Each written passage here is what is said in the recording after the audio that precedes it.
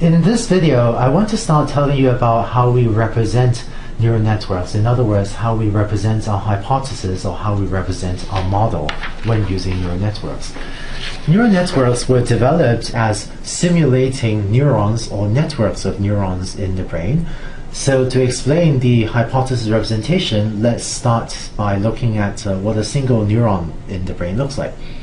Your brain and mine is jam-packed full of neurons like these, and neurons are cells in the brain. And the two things to draw attention to are that first, the neuron has a cell body like so, and moreover, the neuron has a number of input wires, and these are called the dendrites. You think of them as input wires, and these receive inputs from other locations. And the neuron also has an output wire called the axon, and this output wire is what it uses to send signals to other neurons, or to send messages to other neurons.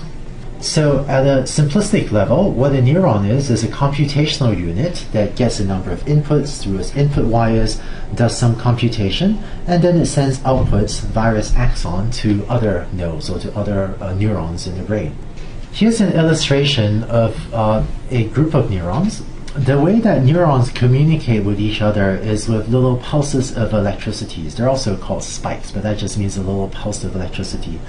So here's one neuron, and what it does is, if it wants to send a message, what it does is it sends a little pulse of electricity via its axon to some different neuron. And here, this axon, that is this output wire, connects to the input wire, connects to the dendrite of this second neuron over here, which then accepts this incoming message, does some computation, and may in turn decide to send out its own messages on its axon to other neurons. And this is the process by which all human thought happens, is these neurons doing computations and passing messages to other neurons as a result of what other inputs they got. And by the way, this is how our senses and our muscles work as well. If you want to move one of your muscles, the way that works is that the neuron may send these pulses of electricities to your muscle, and that causes your muscles to contract. And your eyes, if some sensor like your eye wants to send a message to your brain, what it does is it sends these pulses of electricity to a neuron in your brain, like so. In a neural network, or rather in an artificial neural network that we implement in a computer, we're going to use a very simple model of what a neuron does. We're going to model a neuron as just a logistic unit. So when I draw a yellow circle like that, you should think of that as playing a role analogous to maybe the body of a neuron, and we then feed the neuron a few inputs via its dendrites or its input wires. And the neuron does some computation and outputs some value on its output wire, or in the biological neuron, this was the axon. And whenever I draw a diagram like this, what this means is that this represents a computation of h of x equals 1 over 1 plus e to the negative theta transpose x, where as usual, x and theta are our parameter vectors, like so. So this is a very simple, maybe vastly oversimplified model of the computation that the neuron does, where it gets a number of inputs, x1, x2, x3, and it outputs some value computed like so.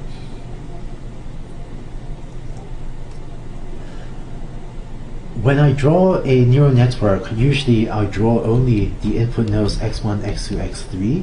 Sometimes when it's useful to do so, I draw an extra node for x0. This x0 node is sometimes called the bias unit, or the bias neuron.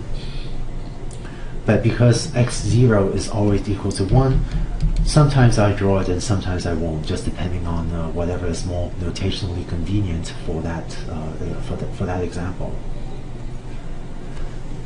Finally, one last bit of terminology. When we talk about neural networks, sometimes we'll say that this is a neuron, or an artificial neuron, with a sigmoid or a logistic activation function. So this activation function in the neural network terminology, this is just another term for that function, for that nonlinearity g of z, equals 1 over 1 plus e to the negative z. And whereas so far I've been calling theta the parameters of the model, I'll mostly continue to use that terminology to call theta the parameters.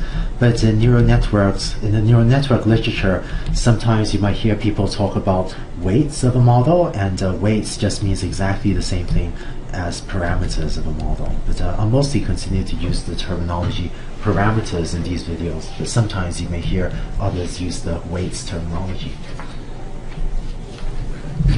So this little diagram represents a single neuron. What a neural network is just a group of these different neurons strung together.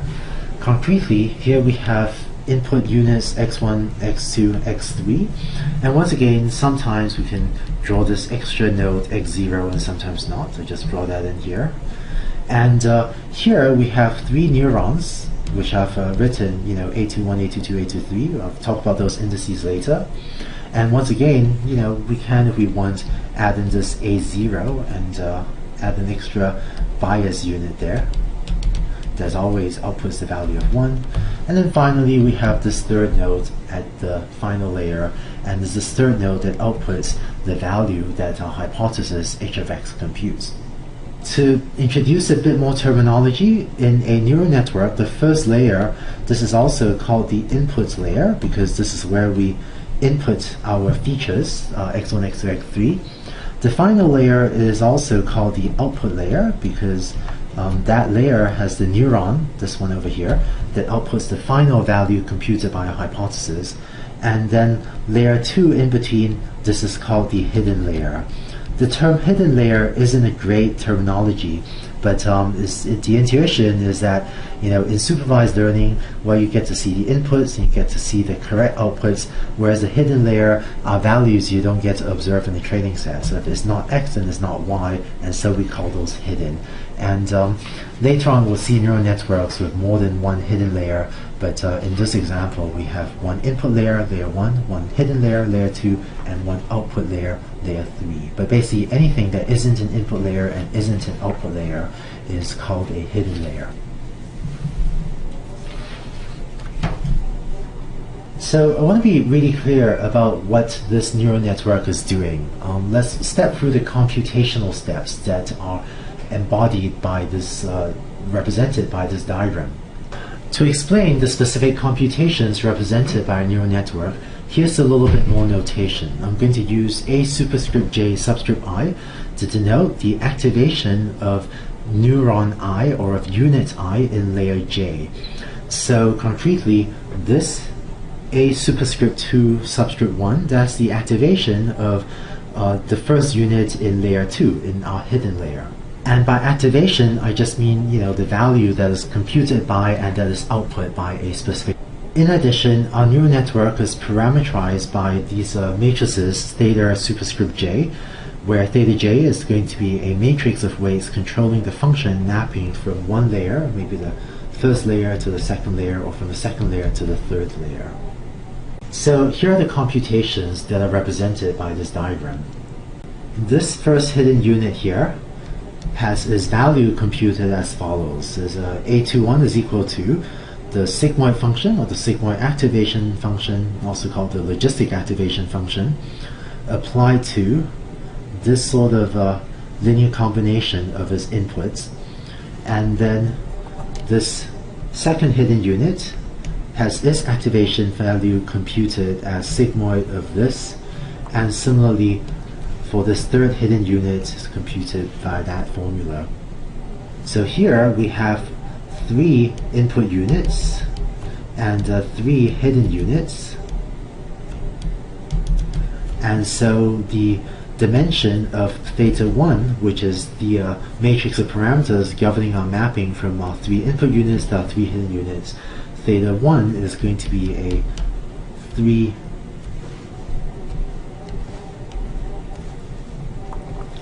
Theta 1 is going to be a 3 by 4 dimensional matrix.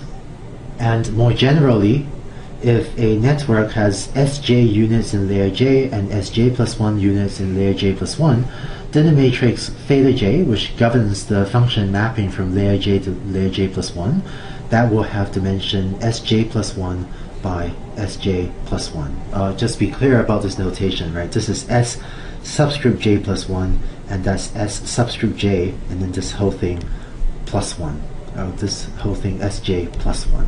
Okay, so that's S subscript j plus 1 plus by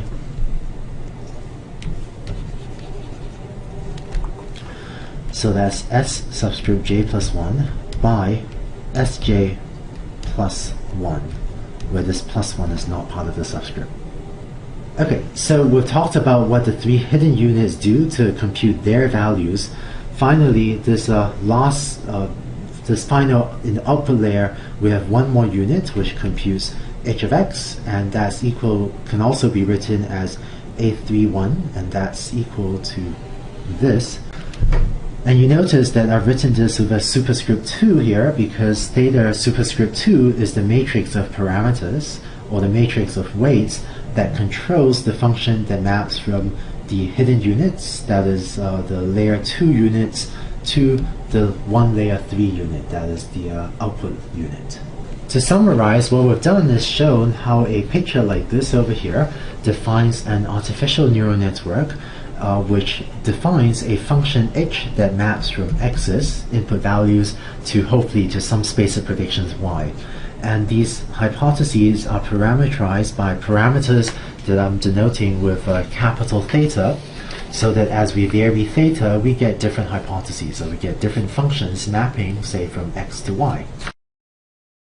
So this gives us a mathematical definition of how to represent the hypothesis in a neural network. In the next few videos, what I'd like to do is give you more intuition about what these hypothesis representations do, as well as go through a few examples and talk about how to compute them efficiently.